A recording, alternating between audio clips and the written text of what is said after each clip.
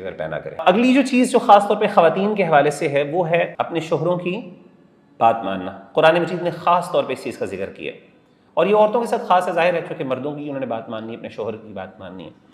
تو قرآن مجید میں اللہ تعالیٰ نے خواتین کا ذکر کیا، اور 3 کوالٹیز خاص طور پہ اللہ تعالیٰ نے ذکر کی۔ پہلی کیا؟ فالصالحات، نیک عورتیں، نیکی اوبیسلی مردوں کے لیے بھی ہے۔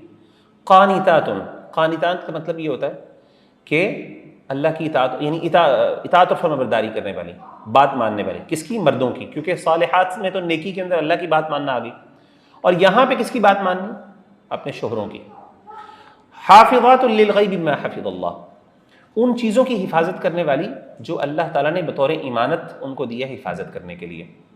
اپنی آبرو کی حفاظت کرنا، اپنے جسم کی حفاظت کرنا، اسی طریقے سے مرد کی غیر موجودگی میں اس کے جو اس کا مال ہے اس کی حفاظت کرنا، یہ چیزیں ذکر کی گئیں۔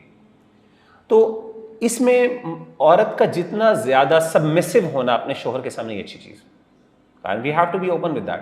بہت سے لوگ جو ہے اگین، بہت سی خواتین جو ہے اس بارے میں بہت زیادہ ہے، جی نہیں I can not be owned, you don't owe me, you don't own me, نا تم مجھے اون نہیں کرتے۔ تو یہ اس طرح کے جو سلوگنس ہیں یہ اچھے پسندیدہ نہیں۔ تو عورت کو اللہ تعالیٰ نے مرد کا مطیع اور فرمانبردار بنایا، ٹھیک ہے نا، اوبیڈینٹ بنایا۔ عورت کو چاہیے کہ وہ مرد کی بات کرے۔ ہاں، مرد کی جو اطاعت ہے وہ انکنڈیشنل نہیں ہے، کنڈیشنل ہے، یعنی یہ نہیں کہ مرد جو مرضی کہتا رہے آپ نے ماننی ہے، نہیں، اس کی کچھ آگے چیزیں ہیں، ایک دو ذکر کروں گا میں انشاءاللہ۔ 2 کنڈیشنز ہیں جس کے اندر خواتین کو چاہیے کہ وہ اپنی بات، یعنی جس میں جہاں پہ ایکسیپشن ہے، جہاں پہ انہوں نے مرد کی بات نہیں ماننی، اس میں سے ایک کنڈیشن کیا ہے کہ وہ اللہ کی نافرمانی نہ ہو۔ یعنی اگر مرد کسی ایسی چیز کا حکم دے رہے ہیں جو اللہ کی نافرمانی ہے، تو چاہے جو مرضی ہو جائے، وہ جیسا مرضی مرد ہے، تو آپ نے اس کی بات نہیں ماننی۔ اور دوسری چیز یہ ہے کہ یہ بھی ہم اس میں ڈال سکتے ہیں کہ زیادہ سے زیادہ کہ خواتین کو اگر مرد کوئی ایسا کام کہے جو عورت کی طاقت اور استطاعت سے باہر ہے، ٹھیک ہے، تو ایسے موقع پر بھی اگر عورت کوشش کرنے کے باوجود نہیں کر پاتی تو انشاءاللہ اللہ کے ہاں کیا ہے، وہ معذور ہے، کیونکہ فاتقوا اللہ ما استطعتم، اللہ سے ڈرو جتنی تمہاری استطاعت ہے۔ اللہ تعالیٰ کبھی بھی کسی کے اوپر اتنا بوجھ نہیں ڈالتے جو اس کی طاقت سے باہر ہو، لا یکلف اللہ نفسا الا وسعها۔ تو یہ 2 چیزیں ہیں، پہلی اللہ کی نافرمانی نہ ہو، اور دوسری بات یہ ہے کہ انسان خاتون کی طاقت سے باہر نہ ہو۔ جیسے ہم نے پہلے بھی پڑھا تھا نا، ہم نے کہا تھا کہ اپنی عورتوں سے اللہ کے رسول صلی اللہ علیہ وسلم نے وصیت کی تھی دنیا سے رخصت ہونے سے پہلے، اور اس میں سے ایک وصیت یہ تھی کہ تم اپنی خواتین کے بارے میں اللہ تعالیٰ سے ڈرتے رہنا، اور ان پر ایسا بوجھ نہ ڈالنا جس کی وہ استطاعت نہیں رکھتی، طاقت نہیں رکھتی۔ تو ایسی چیزوں کے اندر عورت اگر جو ہے وہ نہیں کر پاتی، مرد کی انڈیو ایکسپیکٹیشنز ہیں جس کو عورت کوشش کرنے کے باوجود نہیں پورا کر پاتی، تو اس پہ پھر اس کو انشاءاللہ اللہ کی طرف سے عذر ہوگا۔ ہاں، باقی یہ کہ بالکل وہ اب سمجھ رہے جی میں تو کر نہیں سکتی، جی کھانا بنا دیں، میں کیسے بناؤں، میں تو تھکی ہوئی ہوں۔ تو اب اس میں یہ چیز نہ سمجھ لیجیے گا، اس کا مطلب یہ نہیں ہے، ٹھیک ہے نا۔ تو جو چیز آپ واقعی حقیقتاً آپ کی طاقت سے باہر ہے، اور ہر خاتون کو پتہ ہے کہ وہ کون سی چیز ہے جو اس کی طاقت سے باہر ہے۔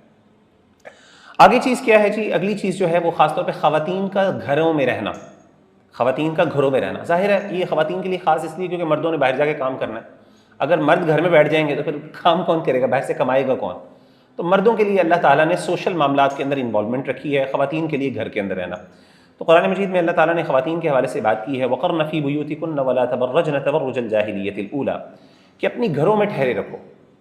تو خواتین وہ اچھی ہیں جو گھروں میں زیادہ ٹائم سپینڈ کرتی ہیں، اور صرف باہر نکلتی بھی ہیں تو مجبوری کے تحت، کوئی کام ہو تو نکلتی ہیں، ورنہ گھروں کے اندر یا پرائیویسی کے اندر، یعنی گھروں سے مراد یہ کہ اپنا گھر یا اپنے امی کا گھر یا اپنے ریلیٹیوز، یہ زیادہ ٹریول نہ کرنا۔ جو باہر نکلنے کا، پھرنے ٹرنے کا جو شوق ہے نا، وہ مردوں کو ہونا چاہیے، خواتین کو کم ہونا چاہیے۔